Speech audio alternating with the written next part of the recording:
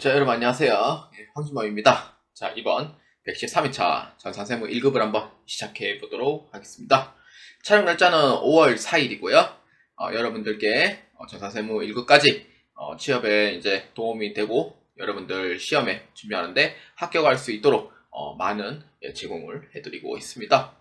전산세무 1급은 저도 블로그를 이제 문제를 완벽하게 이제 하면서 한번 봐야 되겠지만, 사실 전산세무 1급은 가장 신경을 많이 써야 될 부분은 법인세 조정입니다. 법인세 조정은 한 번만으로 봐서는 절대 이해할 수가 없습니다. 근데 후기에서 저 법인세 조정 한 달 공부해서요, 합격했어요.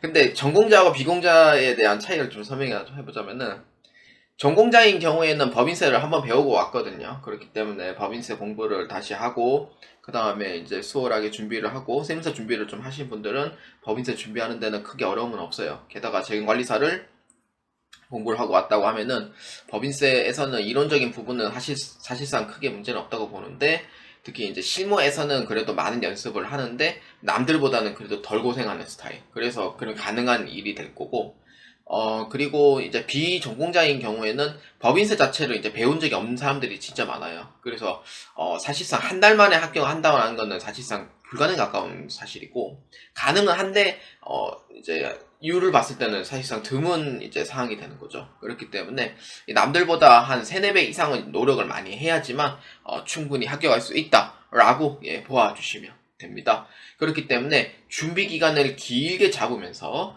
확실한 대비를 하시는 것이 가장 중요한 전산세무 1급이다 라고 보아주시면 됩니다. 그래서 전산세무 1급의 주요 층들은 크게 이제 3가지 나눠볼 수가 있습니다. 첫 번째, 취업 준비를 하시는 분. 두 번째, 대학생 같은 경우에는 세무 1급을 대체로 한 3, 4학년 때 정도 이제 많이 한번 도전을 해봅니다. 그러고 나서 포기하신 분도 있고, 합격하신 분도 있고, 그리고 졸업하고 나서도 한번 계속 준비하신 분도 계시고, 그 다음에 세 번째는 이제 거기 이제 주부층 분들이 좀 많아요. 그러니까 이제 애를 낳고 애를 기르고 나서 재취업을 하려니까 재취업이 안 되더라. 그래서 세무 2급은 갖고 있는데 재취업이 안 되는 이유가 뭘까? 라고 생각을 하면서 세무 1급을 따야지만 그래도 취업이 좀 될까? 라는 마음에 좀 하시는 분들이 계시는데, 특히 이제 세 번째 같은 경우에는 저는 솔직히 세무 1급을 솔직히 안 하는 것을 좀 추천드리는 바이고, 세 번째 상황에서는. 근데 첫 번째 상황하고 두 번째 상황에서 봤을 때 솔직히 1번에 있는 상황에서도 저는 세무 1급은 그래도 좀 한번 도전해 볼 만한 가치가 있다라고 하면 해보시는 게 맞고, 세무 2급은 이제 있어도 취업은 됩니다. 그러니까 2번의 상황이 이제 그 대학생인 경우에는 그래도 한번 도전해 보시는 것도 매우 좋습니다. 그래서 저는 이러한 분류층을 봤을 때 저는 가장 추천드리고 싶은 게 이제 대학교 때 한번 도전해 보시는 것도 좋지 않을까라는 생각을 합니다. 근데 아까 얘기했듯이 남들보다 노력을 많이 하셔야지만 세무 1급을 합격할 수가 있습니다. 그래서 그만한 준비를 많이 해주시길 바랍니다. 자, 저는 이론 문제 및 문제 1번에 해당하는 전표 문제는 제 블로그를 참고로 해서 보아주시길 바라고요. 저는 문제 2번에 대해서 한번 보겠습니다. 풀이에서는 문제 2번, 문제 4번, 문제 5번 이렇게 순으로가고요. 1번하고 3번은 이제 앞으로는 이제 결산 분계 자체는 이제 동영상 풀이하는 것보다는 그냥 스크린샷으로 해가지고 예전처럼 한번 그렇게 해서 진행을 하려고 예정을 하고 있습니다. 자, 그렇기 때문에 문제 2번부터 한번 시작해 보도록 하겠습니다. 자, 실무시험입니다. 자, 회사 이름은 주식회사 정우전자입니다. 1130번이고요. 제조업 및 도소매업을 영위하는 중소기업이며 단기 회계기간은 2024년도입니다. 전산세무에게 수업용 프로그램을 이용하여 다음 물음에 답하시오입니다. 자, 저는 문제 2번으로 이동하겠습니다. 자, 문제 2번입니다. 다음 주어진 요구사항에 따라 부가가치세 신고서 및 부속서류 명세서를 작성하시오입니다. 자, 이 문제는 부속서류가 한 문제가 출제되고요. 그 다음에 부가세 신고서가 한 문제 각각 이렇게 출제가 됩니다. 자, 그렇기 때문에 이 문제에서 봤을 때 자, 어떤 사항이냐면은, 자, 문제를 읽어보면은 다음과 같습니다. 자, 1번 2기 부가가치세 예정 신고 기한까지 신고하지 못하여 2024년 11월 4일 기한 후 신고를 하고자 합니다. 입력된 자료는 무시하고 아래의 자료에 의하여 부가가치세 기한 후 신고서를 작성하시오. 단 회계 처리는 생략, 과세 표준 명세서는 신고 구분만 입력할 것입니다. 자, 이 문제는 지금 신고 기한에 신고를 안 한 겁니다. 그럼 신고 안 했으면 뭐가 들어가요? 신고 불성실이 들어갑니다. 근데 게다가 기한 후에요. 그 다음에 두 번째는 납부 불성실이 들어가게 됩니다. 근데 본래 예정 신고인 경우에는 가산세를 굳이 측정 안 해도 되지만 기한 후 신고는 다릅니다. 왜? 기한 후 신고는 신고를 안 했기 때문에 가산세를 무조건 부담을 할 수밖에 없는 상황이 됩니다. 그렇기 때문에 신고불성실과 납부불성실이 들어가는데 신고불성실은 20%고요. 납부불성실은 똑같이 만분의 2.25 하면서 미납이스만큼 적용해 주시면 됩니다. 자, 이렇게 보아주시면 돼요. 자, 그렇기 때문에 일단은 첫 번째는 뭐냐면은 이제 부가세 신고서를 이제 작성을 해야 되고요. 그 다음에 두 번째인 경우에는 이제 가산세를 작성을 해줘야 됩니다. 그래서 이 두 가지 사항에 대해서 미션을 한번 해보도록 하겠습니다. 사실상 실무에서는 그냥 신고하고 납부 안 하는 게 맞아요. 왜냐? 가산세를 최대한 줄이려면은 납부불성실만 하면 되거든요. 그렇기 때문에 부가세 신고는 하되 가산세를 내려면은 납부불성실만 내면 돼요. 실무에서는. 그래서 신고를 아예 안 하는 거는 어리석은 방법이에요. 왜냐? 가산세가 더 나와요. 진짜로. 네, 그렇기 때문에 그래서 꼭 실무에서는 만약에 내가 납부 못하겠다 싶으면은 신고라도 먼저 하세요. 네, 그래야지 세금을 가산세를 많이 줄일 수 있는 방법 중 하나예요. 자, 봅시다. 자, 그러면은 부가가치에 자 클릭합니다. 부가가치세 신고서 자 클릭하겠습니다. 자, 부가가치세 신고서를 클릭하면은 예정 신고 그러니까 이제 7에서부터 9월 말까지입니다. 선생님, 이 문제가 7에서 9월인 거 어떻게 아시죠? 라고 이제 물어볼 수 있잖아요. 유추할 수 있는 방법은 이겁니다. 예정 신고 기한 10월 25일까지 신고 못하여. 그럼 과세 기간 언제예요? 7에서 9월이에요. 그렇죠. 그렇기 때문에 그걸 유출하는 거고요. 세무 1급은 실무에 준하는 문제만 출제가 돼요. 여러분들 유추할 줄 알아야 돼요. 세무 1급 하면은 세무 2급처럼 제2기 확정 신고에 대하여 신고를 하고자 한다. 10에서 12월 이런 문제 안 나와요. 대체로 나오는 경우도 있지만 잘 안 나와요. 그래서 여러분들이 앞뒤 자르고 얘기를 해도 어떤 건지 바로 하셔야 돼요. 그래야지 세무사무실 있을 때 문제가 없다는 거예요. 자, 봅시다. 자, 일단 매출 자료부터 한번 봅시다. 자, 점 3개가 있죠? 그러면 세 군데를 입력해야 한다 라는 뜻이 돼요. 자, 매출 자료 한번 읽어봅시다. 전자 세무계산서 발급분 과세 매출액입니다. 얼마냐? 5억 원에 세액 5천만 원입니다. 그 다음에 신용카드 매출액이 얼마냐면은 1,000만 원이고요. 세액은 100만 원이다. 부가세 별도입니다. 자, 해외 직수출인데요. 영세 기타로 넣어주면 돼요. 2억 5천만 원입니다. 자, 이렇게 해주면은 과세 표준은 7,600. 그 다음에 부가세 세액은 5,100만 원이 됩니다. 자, 그 다음 두 번째 매입 자료입니다. 자, 전자세무계산서 매입분 내역입니다. 자, 밑에는 현금 영수증이고요. 위에는 전자세무계산서입니다. 입력할 때 주의하시고요.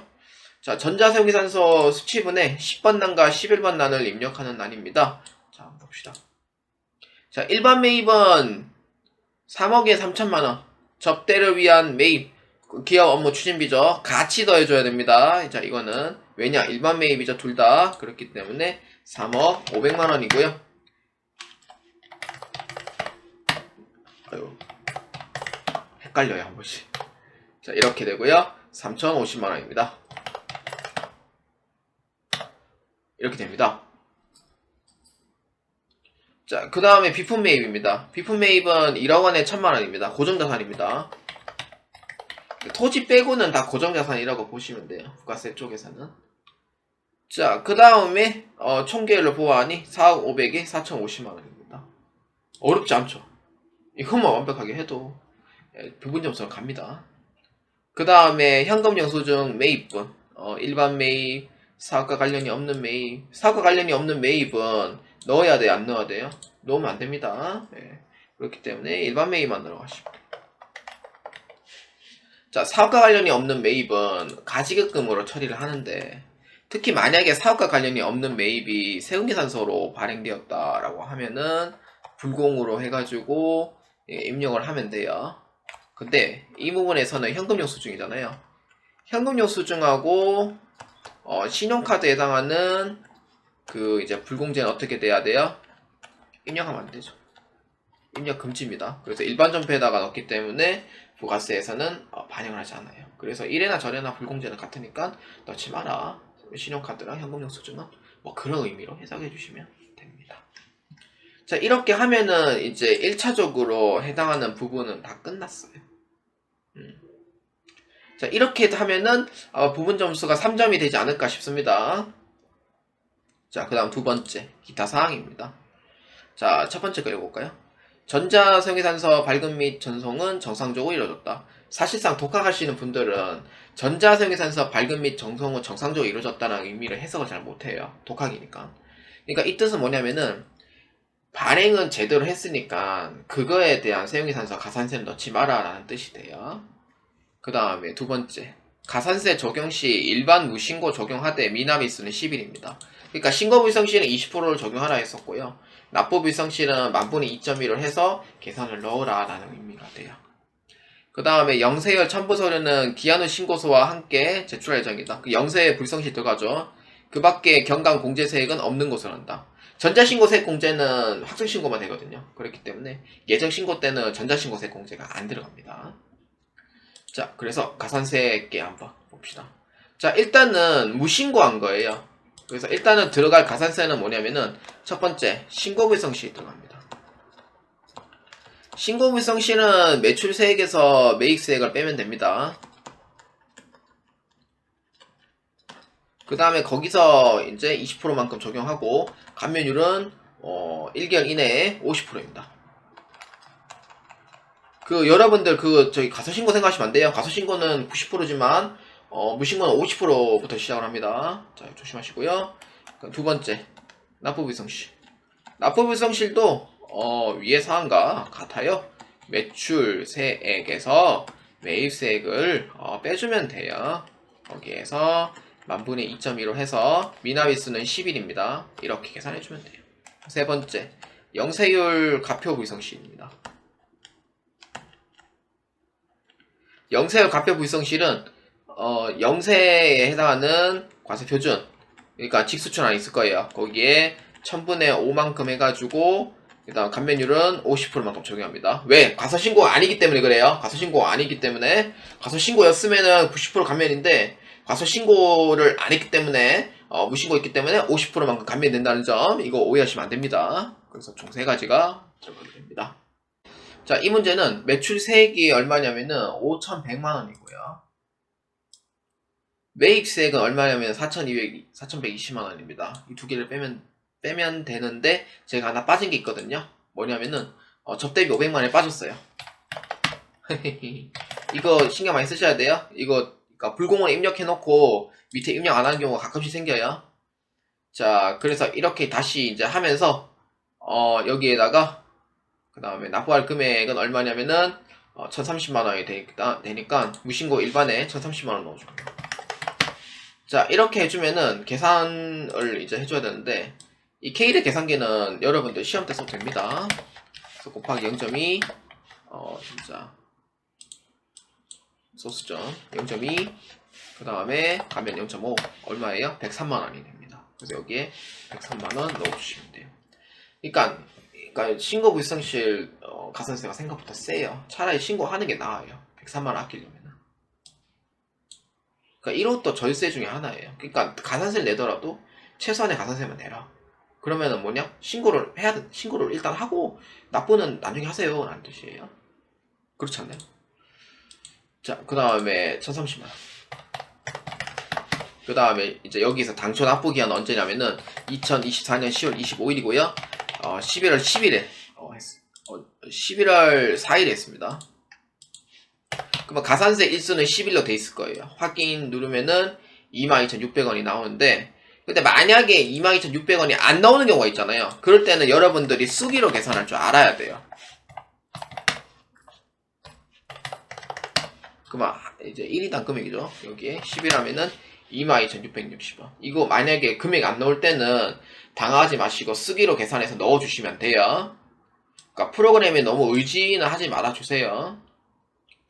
자, 그 다음에 영세율 가배 불성실. 영세율은 아까 우리 아까 직수출한 거 있잖아요. 2억 5천만원. 이게 이제 해당 사항이 되고요. 자, 1000분의 5로 하면은 125만원 나옵니다. 거기에서 이제 감면율이 0.5 해주면은 62만 5천원이 됩니다. 자, 얼마예요? 그러면 총 가산세는 얼마예요? 1677660원이 되겠습니다.